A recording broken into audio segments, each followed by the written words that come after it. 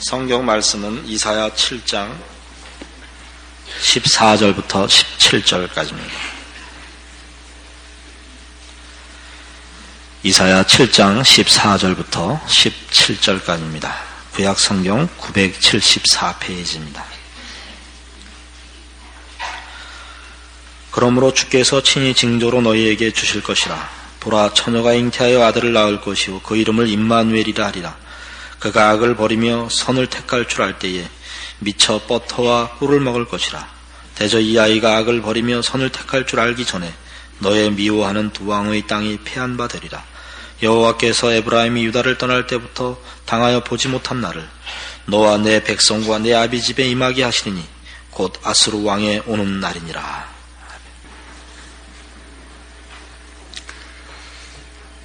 하나님께서 아하스의 불신앙과 하나님을 외면하는 이 반역에 다만 심판과 또는 외면으로 반응하시지 않고 임마누엘이라 하는 이 이름으로 상징되는 하나님의 은혜의 약속을 주시는 장면입니다. 그런데 이 처녀가 잉태하여 날 이 임마누엘이라는 아들이 말하자면 지금 아하스의 걱정거리인 유다를 치러 오는 아람과 이스라엘을 물리치시는 하나님의 기적적인 보호하심의 징조로서 허락되고 있다는데 이 문제에 풀어야 할 내용이 있습니다. 왜냐하면 징조라는 것은 우리가 원하는 어떤 결과를 확인하기 위한 확인하고 싶은 결과보다 앞서는 증거여야 되는데 이 징조는 이 지금 알고 싶은 결과에서 700년도 더 흘러서 나타날 예수님의 탄생이기 때문입니다. 물론 당시에 이 아하스와 이사야가 다 함께 분명히 당시에 어떤 처녀가 있었을 것이라 추정은 됩니다. 실제로 그 처녀가 아이를 낳는 사건이 있었든지 혹은 어떤 처녀가 그 기간 동안에 결혼하여 정상적으로 아이를 낳는 일이 있었든지 어떤 당시의 징조로 확인할 길도 있었을 것이라고 추정됩니다마는 성경에는 전혀 당시에 어떤 여자가 있었는지 어떻게 확인했는지는 관심이 없고 이 징조는 결국 700여 년 후에 예수님의 탄생으로만 집중되고 있습니다. 알고 싶은 결과의 시간적 배열상 그 전에 확인되어야 할 증거가 그 결과가 일어난 후에 나타나는 것으로 징조를 삼을 수는 없는 법입니다. 그러나 성경은 이런 식의 징조를 혹은 증거를 몇 군데에서 제시하고 있습니다. 출애굽기 3장에 가보십시다.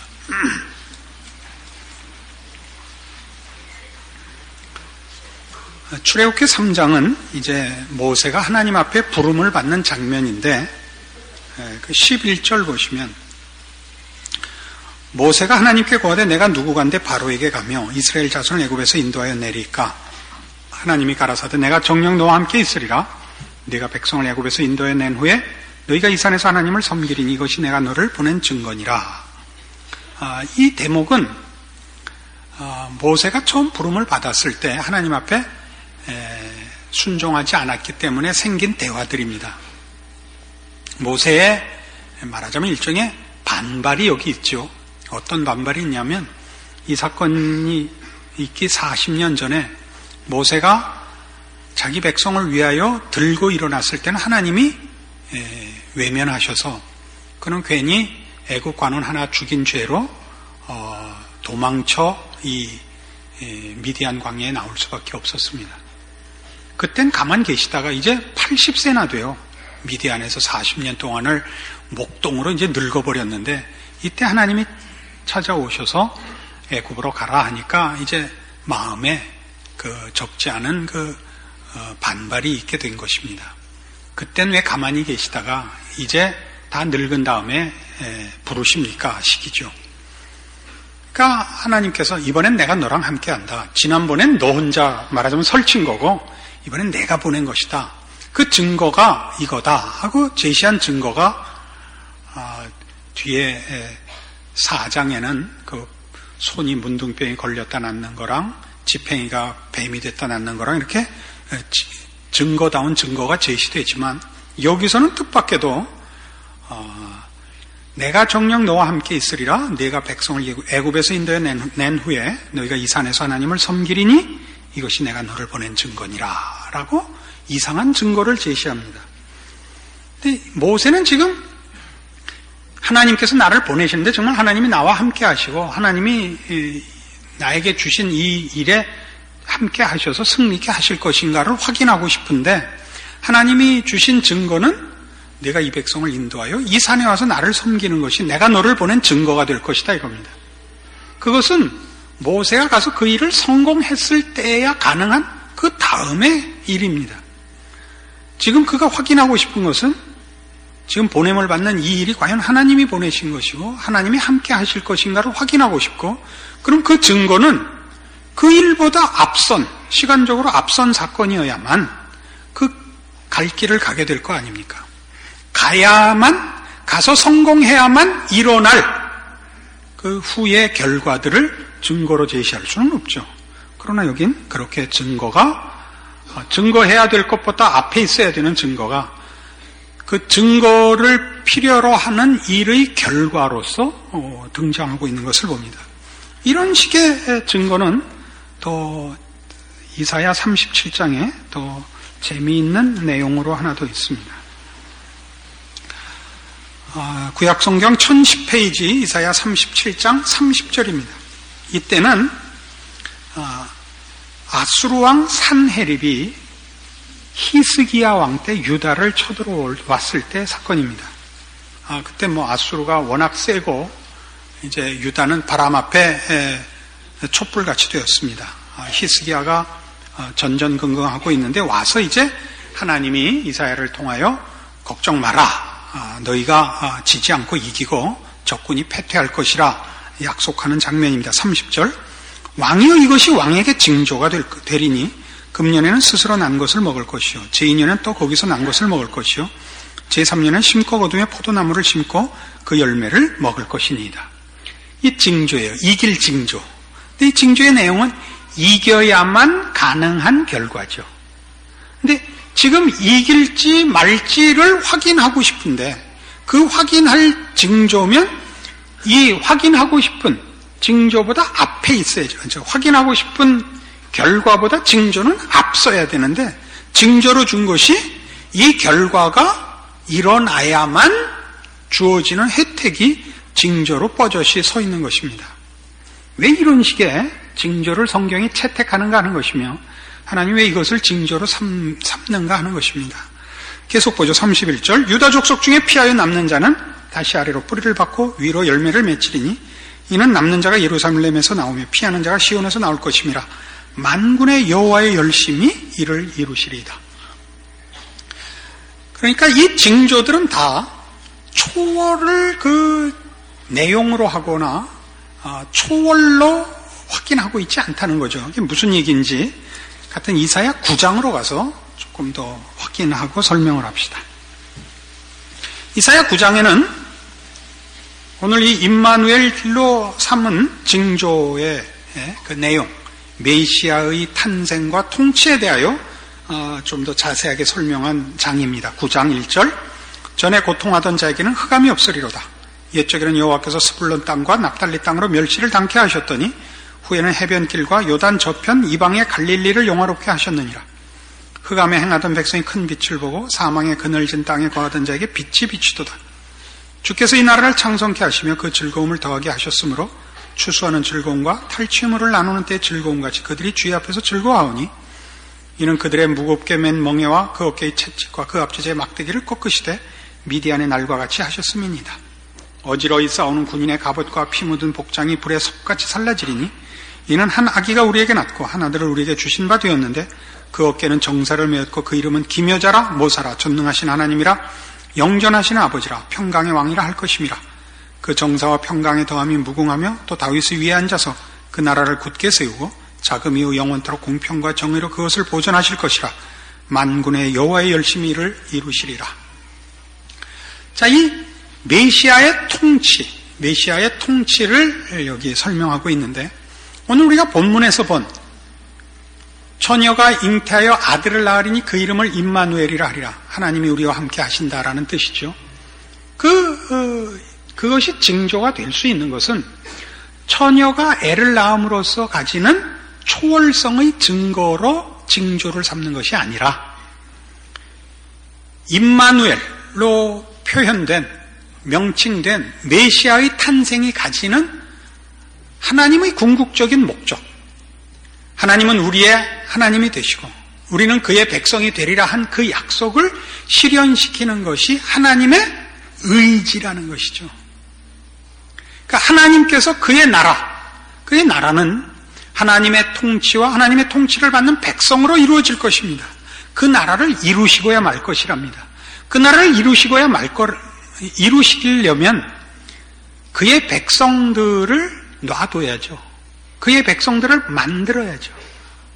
그의 백성들을 다 범죄했다고 다 정죄하고 심판하여 멸절시키면 그 나라는 설 수가 없습니다. 지금 이 장면을 자세히 보세요. 아하스가 하나님 앞에 징조 구하기를 거부한 것은 그가 하나님을 의뢰하지 않고 세상 법대로, 세상의 힘대로 살겠다라고 선언한 불신앙의 결정입니다.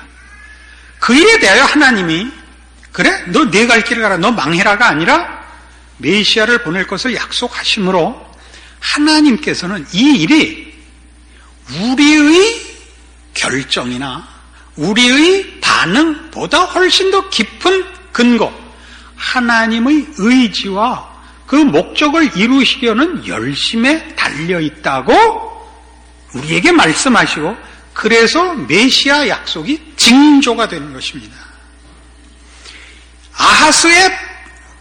아하스로 대표되는 인간의 불신앙으로 하나님이 저들을 심판하면, 말하자면 상징적으로 아하스의 불신앙과 함께 유다가 멸망하고, 말하자면 하나님이 기대하는 백성이 멸망하고 나면 메시아가 태어날 이유가 없죠. 메시아는 결국 그의 백성을, 하나님의 백성을 불러 모으기 위해서 이 땅에 오시는 것이며 십자가를 지시는 것인데, 그러면 하나님이 내가 내 아들을 보내며 그를 십자가에 매달리라라고 약속하시는 것은 내가 내 계획을 실패치 않고 우리들의 반응으로 인하여 변개치 않고 내가 말하자면 거룩한 고집을 부려서 이 일을 이루고야 말 것이다 이거죠. 그러니까 앞에 있었던 출애굽에서 본 모세에게 준 증거나 히스기야 왕한테 준 징조들이 결과를 확인하고 싶은 결과의 징조로서 사실은 그 구조상, 논리상 맞지 않게 그 결과로서 등장하지만 그것이 징조의 역할을 할 수 있는 이유는 다 이것과 같은 것입니다. 내가 그렇게 하려고 하는 이상 그렇게 되고야 말 것이다 이겁니다.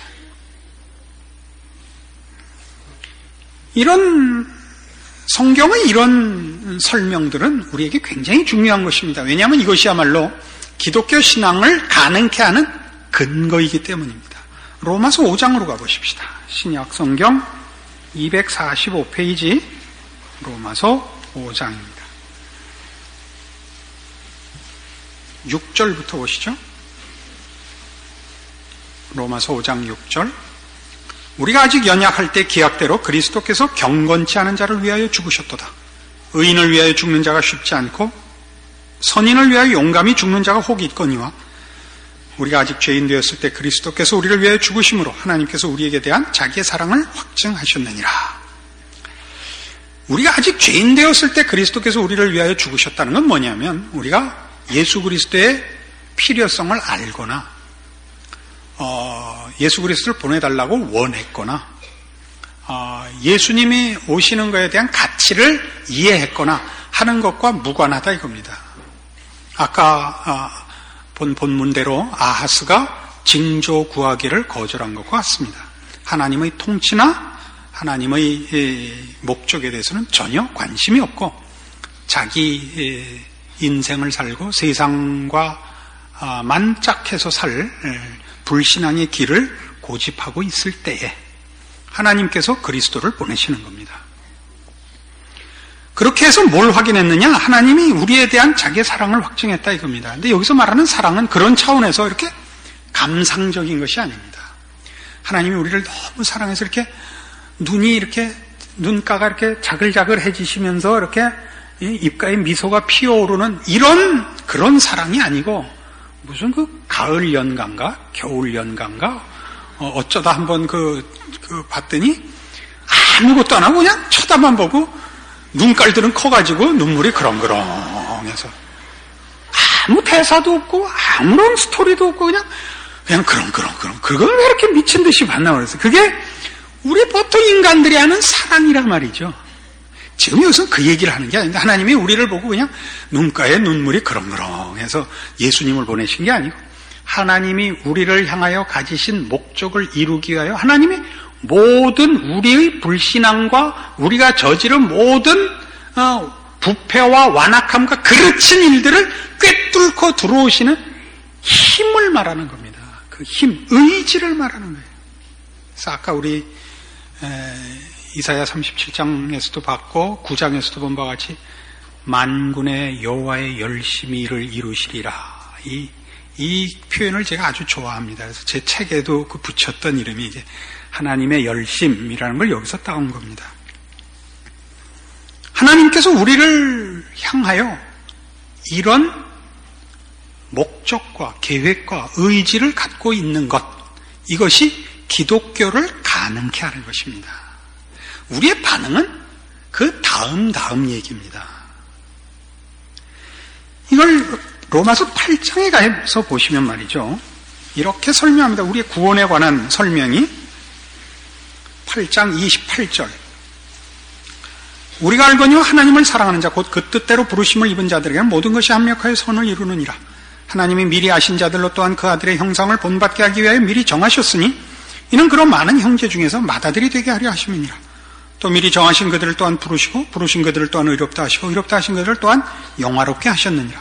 이 30절은 신학적으로 약간 논란이 있는 구절입니다. 왜냐하면 거기 예정과 소명과 칭의와 영화가 거기 설명되고 있는데 조직신학적으로 구원의 서정이라는 구원의 그 과정 속에 성화라는 단계가 여긴 표현이 빠져 있습니다. 그러니까 조직신학적인 표현을 빌려서 좀 더 완벽을 기하자면 미리 정하신 그들을 또한 부르시고 부르신 그들을 또한 의롭다 하시고 의롭다 하신 그들을 거룩하게 하시고 거룩하다 하신 그들을 또한 영화롭게 하셨느니라. 그래야 맞아요. 성화가 여기 빠져 있는데 왜냐하면 이 부분은 그걸 설명하는 데가 아닙니다. 로마서 8장의 설명은 뭐냐면 하나님이 우리 편을 들면 그걸로 끝이다. 그걸 설명하는 데입니다. 그러니까 하나님이 작정하셨기 때문에 완성하시고야 말 것이다 이겁니다. 그래서 영화롭게 하셨느니라가 영화롭게 되는 것은 죽은 다음 예수님 오신 다음에 일어나는 구원의 영화라는 것이 미래적 완성인데 여기 완료형으로 되어 있는 이유가 이게 예언적 완료라는 표현입니다. 하나님의 뜻 안에서 이미 이루어져 있기 때문에 그렇게 되고야 말 것이다죠. 그래서 이 설명을 31절에서 어떻게 하냐면 그런즉 이 일에 대하여 우리가 무슨 말 하리요? 만일 하나님이 우리를 위하시면 누가 우리를 대적하리요? 이렇게 설명을 시작합니다. 하나님이 우리를 편들면 누가 막겠는가? 누가 방해할 수 있는가? 이게 기독교입니다. 여러분 기독교를 뭐라고 생각하세요? 기독교는 믿음의 종교요, 십자가의 종교요, 사랑의 종교요, 거룩의 종교라 이렇게 믿고 여러분 기독교 신앙이라는 건 하나님의 약속을 믿으며 그리고 여러분이 거룩하게 사는 것 이렇게 다 대답하실 수 있을 것입니다. 그러나 그 모든 것은 바로 하나님의 약속에 근거하고 우리의 반응은 2차적인 것입니다. 우리의 반응은 지난번에도 그렇게 설명했지만 매일 하루 동안에도 몇십 번씩 아하스가 됐다, 이사야가 됐다, 아하스가 됐다, 아하스가 됐다 그러는 거 아닙니까? 처음에 정신이 있을 땐 왔다 갔다 하지만 나중에는 그냥 거기 있죠. 아하스에 있다가 안 오죠. 설날에나 한번 세배하러 오고. 그 아하스에게 준 약속이란 말이죠. 보라, 처녀가 잉태의 아들을 낳으리니 그 이름을 임마누엘이라 하리라. 그럼 동일하게 아까 로마서 5장 8절에서 보면 우리가 아직 죄인 되었을 때 하나님께서 우리를 위해 그 아들을 보내셨다와 똑같은 거죠. 내용상. 그렇잖아요? 그리고 지금 그 얘기죠. 하나님이 우리를 정하시고 하나님이 우리를 부르시고 하나님이 우리를 영화롭게 하실 것이다. 이 일이 어떻게 가능하냐? 하나님이 우리를 위하시는데 그럼 누가 방해할 수 있냐? 그러니까 아까 28절에 있었던 우리가 알거니와 하나님을 사랑하는 자 곧 그 뜻대로 부르심을 입은 자들에게는 모든 것이 합력하여 선을 이루느니라도 우리에게 좋은 일이 일어나서도 아니요. 우리에게 늘 승리가 있어서가 아니라 하나님이 우리를 편들면 무슨 일이 일어나건 그걸 좋은 일로 하나님의 뜻대로 인도하시는 걸로 쓰실 거란 말이죠. 그게 로마서 8장이에요.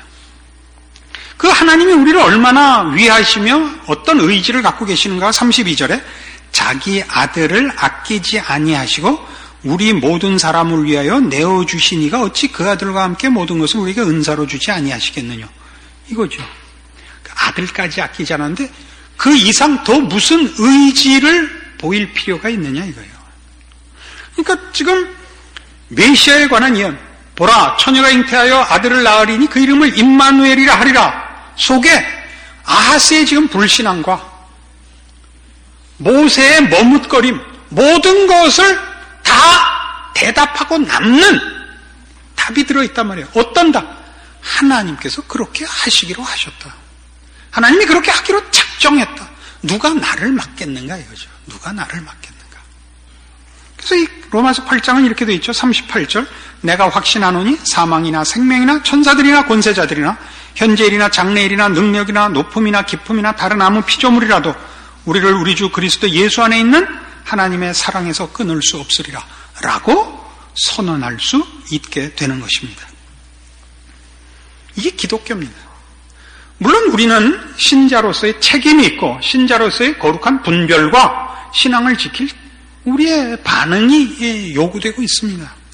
그러나 그런 모든 것들은 근본적으로 그 뿌리가, 그 기반이, 그 근거가 하나님께서 우리를 향하여 선한 목적을 세우시고 그 계획을 추진하시는 데서 당신의 모든 능력과 애정을 동원했다는 것 위에 서 있는 겁니다. 그러니까 우리의 신앙은 어떻게 되어 있나 보세요. 우리가 신앙적으로 열심을 부릴 때는 우리가 신앙적으로 성공한 것 같고, 성공은 성공이죠. 우리가 낙심하면 나 혼자 낙심한 게 아니라 기독교 신앙 전체가 빛을 잃잖아요. 그런 것들은 우리가 일반적인 종교성을 가지고 기독교를 보기 때문입니다. 일반적인 종교성이라는 건 뭐예요? 윤리와 도덕이죠. 결과적으로. 자기 의를 확인하는 것이고. 그러나 기독교는 전혀 그렇지 않습니다. 우리는 못났고 죄인이었으나 하나님이 우리를 사랑하시고 우리를 원하셔서 이렇게 붙잡혀 와 있는 겁니다. 말하자면. 그리고 이 붙잡혀 온 자리는 복된 자리요, 거룩한 자리요, 인간이 참다운 인간의 모습을 가지는 유일한 자리입니다. 여기에 우리의 감사가 있는 것이죠. 그리고 우리는 실패하지만 하나님은 실패하시지 않을 것이라 하는 데에 우리가 우리의 신앙을 유지할 수 있는 힘이 나오는 거죠. 우리가 실패할 때마다 다시 돌아가서 다시 오고 다시 돌아가서 다시 오는 게 아닙니다. 우리는 하나님의 이 불변하시는 신실하신 약속 위에 우리의 운명과 신분을 가지는 것입니다. 이게 성경이 가르치는 것입니다. 그러니까 언제나 여러분의 신앙생활 속에서 여러분이 가지는 힘없는, 낙심한, 그리고 엄두를 못 내는 신앙상의 모든 문제들은 사실은 상당 부분 근거를 자신에게 가지기 때문입니다. 만약 우리가 우리에게 근거를 가지는 것이 이 신앙에 있어서의 한 기준이라면 그럼 십자가는 설 자리를 잃는다고요. 십자가를 외면하는 것은 기독교 신앙을 부인하는 것이요. 기독교 신앙을 부인한다는 것은 하나님의 하나님 되심을 부인하는 것입니다. 그럼 다시 아하스로 가는 것입니다. 잘난 척하려고 그러지 마십시오. 기독교에 그렇게 많이 온유와 겸손을 요구합니까? 다 죄인인 탓이죠. 자기의 힘으로 설 자가 없는 탓이죠. 여기에 기독교를 복음이라 그러며 구원의 종교라 그러며 사랑의 종교라 그러며 은혜의 종교라 그러는 이유가 있는 것입니다. 그러니까 우리가 우리의 신앙을 유지해 나가며 매일매일의 삶 속에서 신앙인으로 버티는 것은 신앙적으로 성공해서가 아니라 예수 그리스도의 필요성을 더 많이 인식하는 데 있습니다. 다음 주에 이 부분을 더 자세히 설명하겠습니다. 그러니까 다음 주에 땡땡이 치지 마시고 꼭 나오십시오. 굉장히 중요한 문제죠. 기독교 신앙이란 결국 뭐냐? 난 너와 다르다가 아니란 말이에요. 예수 그리스도 없으면 나라는 존재는 없다 이거든요. 그러니까 우리의 자랑은 언제나 예수 그리스도다. 여기에 기독교인된 고백이 있고 참다운 신앙의 정수가 있습니다. 그러면 여러분 마음속에 은근히 뭐 예수님 다 하고 난 뭐야? 그 난 뭐야가 그게 죄입니다. 그 난 뭐야는 자존심 싸움을 할 것이 아니라 내가 만든 나와 하나님이 만든 나와의 구별을 놓치기 때문에 난 뭐야가 있는 거죠. 난 뭐야는 내 자존심인데 인간이 가지는 자존심이 꼭 나쁜 건 아니겠지만 죄성으로의 자존심은 뭐였냐면 이사야에서 우리가 공부한 1장에서 5장까지 얻어먹은 이스라엘 백성의 욕이 뭐였죠? 그들이 자기가 만든 인간이었잖아요. 하나님 없이 만든 인간이 어디로 갔어요? 줄 끊어진 연이었고, 그죠? 뿌리 없는 나무였고, 바람에 나는 겨였죠. 인간이 만든 인간이. 하나님이 만든 인간은 원래 그게 아니었는데. 그래서 우리가 하나님을 자랑하는 것은, 그 예수 그리스도를 앞세우는 것은 인간의 자존심을 꺾거나 인간의 가치를 무가치하게 하는 것이 아니라 참다운 인간의 모습을 그 안에서 발견했다는 표현으로 그렇게 쓰는 것입니다. 그래서 우리가 예수를 믿습니다 라고 하는 것은 사실은 굉장한 자랑일 수도 있습니다. 나는 비로소 인간의 영광을 찾았습니다. 인간의 참다운 모습에 섰습니다. 이런 표현이고, 세상 사람들이 우리 예수 믿는 사람들을 향해서 넌 벨도 없냐? 넌 뭐가 꿀려서 예수 믿냐? 그건 무식의 소치죠. 모르니까. 그건 마치 사람들이 난 학교 안 가도 돼. 그러는 거랑 똑같고 나는 안 먹어도 살아. 그러는 거랑 똑같은 겁니다. 그게 무슨 자랑이에요. 안 먹으면 뭐 사흘만 가면 빌빌할 거고 지가 학교 안 다니면 뭘 알겠어요? 구구단을 알겠어요? 무슨 지 이름을 한문으로 쓰겠어요? 뭘 알겠어요? 그런 걸 자존심이라 그러지 않습니다. 신자가 가지는 자존심이 무엇이며 신자들이 고백하는 신앙 고백의 진정한 뜻이 무엇인지를 아신다면 예수를 믿는다, 하나님은 우리 아버지시다, 나는 십자가 안에서 새로 태어났다, 이런 것들은 인간이 고백할 수 있는 가장 복되고 잘난 고백이라는 걸 아시게 됩니다. 이 삶을 어떻게 살게 됐죠? 우리 하나님께서 우리를 향하여 은혜롭고 자비로운 뜻을 가지셨고 그 뜻을 이루시기로 고집을 부리신 탓입니다. 만군의 여호와의 열심히 이를 이루시리이다. 그 결과로 우리가 이 자리에 있습니다. 그리고 그 손길로 여러분의 생애가 간섭받는다는 것을 기억하시고 신자로서 사시는 복된 인생이 되기를 바랍니다. 기도하십시다. 하나님 아버지 은혜를 감사합니다. 하나님께서 우리의 아버지 되시고 우리를 그 백성 삼으사 우리가 오늘 이 자리에 앉아 있습니다. 예수 그리스도 안에서 하나님이 보이신 우리를 향한 자비와 긍휼과 능력과 사랑과 열심을 봅니다. 우리의 생애는 우리의 것이 아니요 하나님의 것이며 우리 홀로 우리의 인생을 책임지지 않고 하나님이 지켜주시는 줄 확인하였으니 이제 믿음으로 더욱 순종하여 우리의 생애를 하나님 앞에 바쳐 참다운 인생을 살며 자랑과 영광과 승리로 가는 하나님께서 만드신 인간과 인생의 복된 것을 누리는 저희들의 삶이 되게 하여 주시옵소서. 예수님 이름으로 기도합니다. 아멘.